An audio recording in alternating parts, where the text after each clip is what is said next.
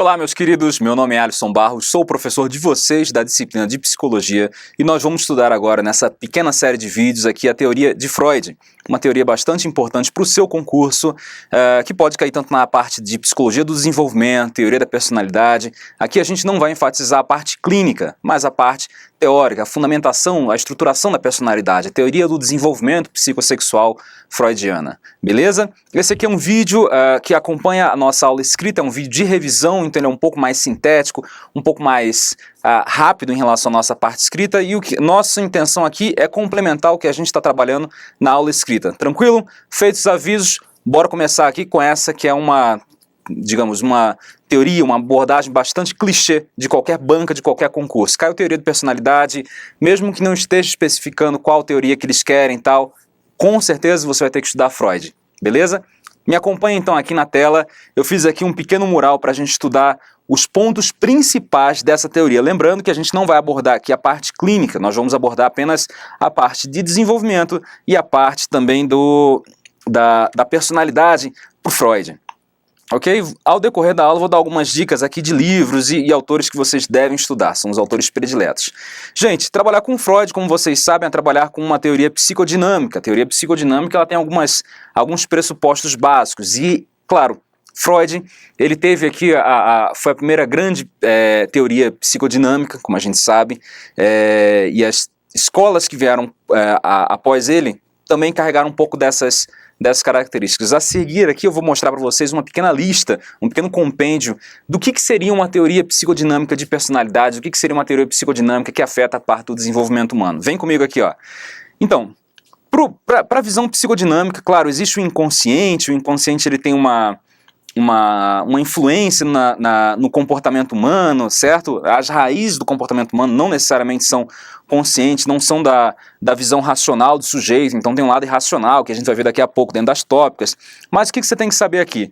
Primeiro você tem que saber o conceito de determinismo psíquico. A ideia aqui é que o passado do sujeito vai influenciar o futuro dele, beleza? Então traumas na infância, como a gente vai ver daqui a pouco, na primeira grande fase, quase que não sai aqui, na primeira grande fase de Freud, é o determinismo psíquico.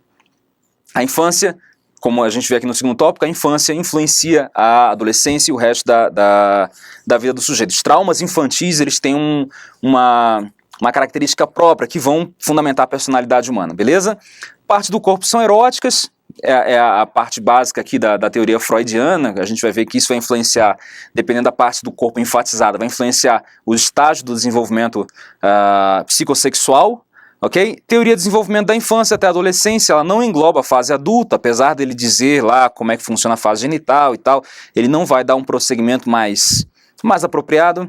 Experiências infantis são as raízes dos conflitos atuais. Então a gente tem um bojo aqui, a base da teoria psicanalítica, traçados, digamos, bem simples aqui. E com relação à personalidade humana, o que você tem que saber? O que motiva o sujeito? Então a gente sabe da energia libidinal, aquela que se origina dentro do inconsciente e tal, ela vai ser dirigida pelo princípio do prazer, aquela busca hedônica da satisfação e tal. E isso vai orientar nossa personalidade junto com a combinação das pulsões, a pulsão sexual e pulsão agressiva. Ao finalzinho aqui desses vídeos a gente vai trabalhar algumas distinções entre pulsões, certo? Entre recalque, repressão e tal. Algumas dúvidas que até as bancas se confundem aqui, eu vou deixar isso bem claro para você nunca mais errar. Bora seguir adiante então, né? A gente falou um pouco do que motiva a conduta humana. A personalidade ela é fundamentada pelo princípio do prazer e pelas pulsões, a pulsão sexual e a pulsão agressiva, ok? A pulsão de vida, como alguns chamam, e a pulsão de morte, que no caso seria agressivo também, como o próprio Freud colocou. Ok? Tem essa relação. E a seguir aqui eu vou apresentar para vocês 5 classificações que David Zimmerman coloca no livro dele. David Zimmerman é um cara que você tem que ler. É um cara que tem uma série de livros publicados acerca da psicanálise mais ortodoxa e das abordagens. Se não me engano, são 7 grandes abordagens que ele utiliza para trabalhar a psicanálise dentro do livro que eu vou trazer daqui a pouco, porque eu esqueci qual que é a indicação bibliográfica, mas daqui a pouco eu trago para vocês no início da próxima aula, tá certo? Gente, ele vai fazer uma classificação aqui das fases de Freud. Tem um livro lá, de Peter Gay, da biografia de Freud, também muito bom para ler, mas não vai servir muito para o seu concurso. Zimmerman é o cara que você deve ler. Ele é didático, é simples e, digamos que, sei lá, de cada 100 questões sobre psicanálise, sobre Freud, na sua prova, em qualquer banca, você vai encontrar pelo menos 70 ou 80 nos livros, na obra de Zimmermann. Ele tem uma parte também sobre teoria de grupo, tal, também que é legal de estudar na base da psicanálise. Mas olha só, ele vai dividir em 5 partes aqui, 5 etapas, 5 fases da vida de Freud. A gente encontra isso em vários autores, então Rogers também tem 3 fases, por exemplo. Freud ele vai encontrar 5. É uma distinção didática que ele faz, certo? Não deve ser entendido como uma fase que supera a outra, não tem nada disso não. O que acontece é que na própria história freudiana do desenvolvimento dos conceitos acerca da personalidade, existe uma evolução. Então, essas fases elas vão se complementar. Bora acompanhar aqui então como é que foi o jovem Freud aqui. Temos então a teoria do trauma, aquela que eu expliquei anteriormente. Então ele começava a explicar a realidade humana a partir dos traumas infantis. E isso daria a base, digamos, de explicação do porquê que as pessoas são neuróticas, do porquê que as pessoas têm um transtorno anancástico, etc, etc. Beleza? Essa é a teoria do trauma. Só que o que ele percebeu? Freud percebeu já, digamos, um pouquinho mais velho, que essa teoria ela não era suficiente para dar conta dos problemas que ele estava evidenciando na área clínica. Temos então um segundo momento, onde ele desenvolve uma teoria topográfica. Essa é a primeira tópica. Na teoria topográfica, certo? Guarda esse nome, topografia, ele vai destrinchar uma estrutura tripartite aqui, que a gente vai ver daqui a pouco. Consciente, pré-consciente e inconsciente.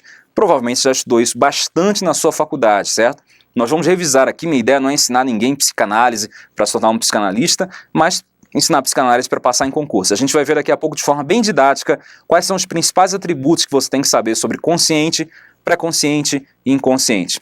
Terceiro ponto aqui que o Zimmermann descreve é a teoria estrutural, certo? A segunda tópica, né? Onde ele divide em id, ego e superego, beleza? Depois nós temos um quarto ponto na vida de Freud, onde ele define os conceitos do narcisismo primário, narcisismo secundário.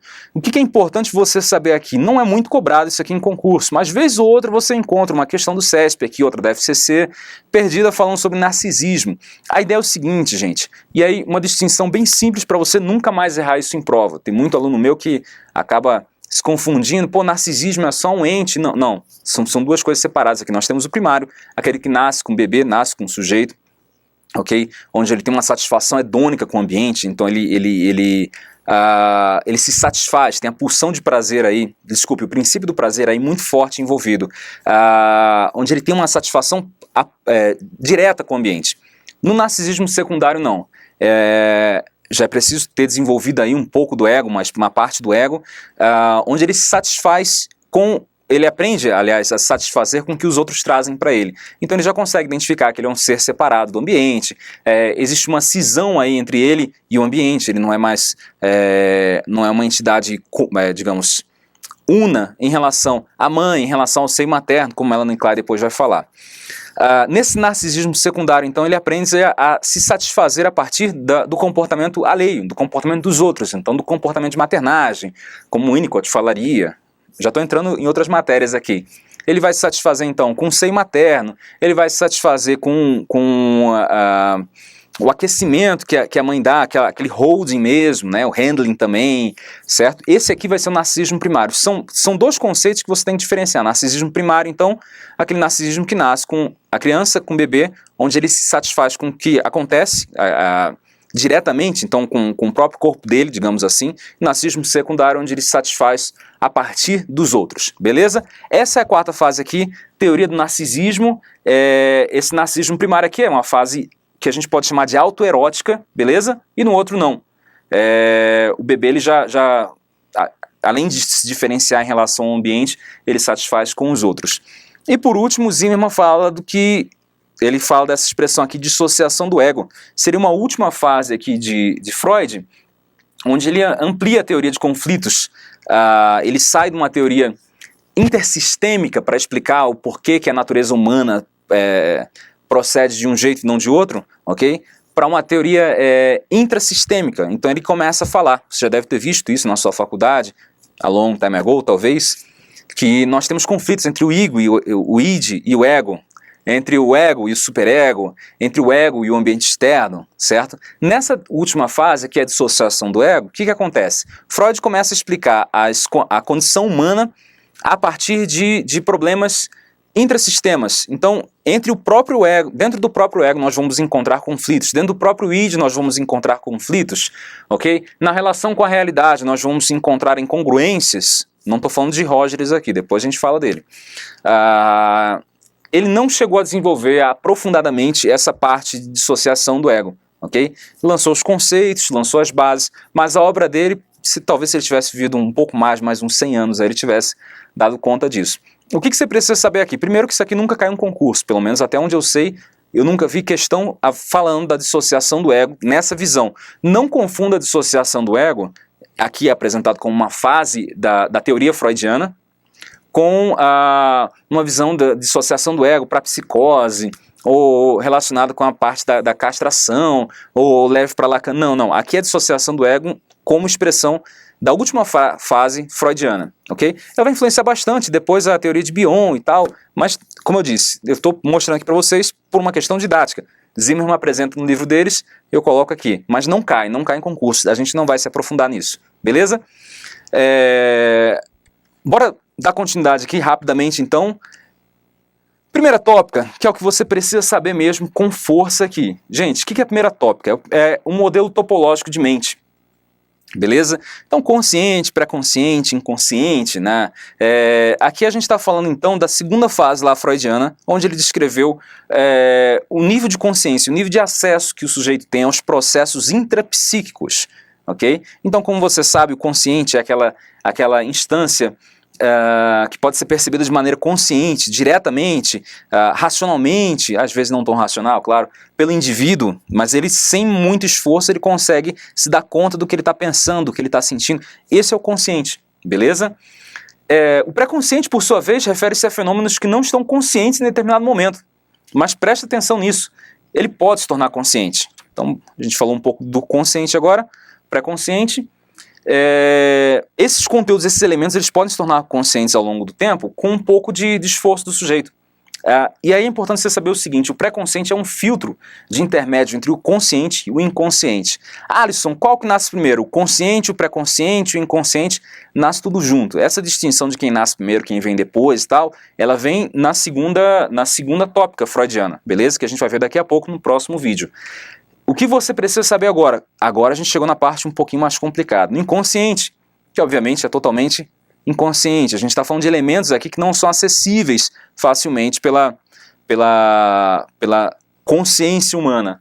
O inconsciente, que diz respeito aos fenômenos e conteúdos que não são conscientes e somente sob circunstâncias muito específicas e especiais eles se tornam conscientes, beleza? Então nós temos os sonhos. Esses elementos que vivem dentro do inconsciente, eles se tornam presentes na consciência pelos xistes, pelos atos falhos, pelos sonhos, pela livre associação e tal, ok? Mas naturalmente há uma certa dificuldade desses elementos vigorarem, apesar do que boa parte do nosso mundo, segundo Freud, ele é inconsciente e afeta a nossa conduta humana. O que você precisa saber daqui, beleza? Ele não tem nenhuma formatação lógica.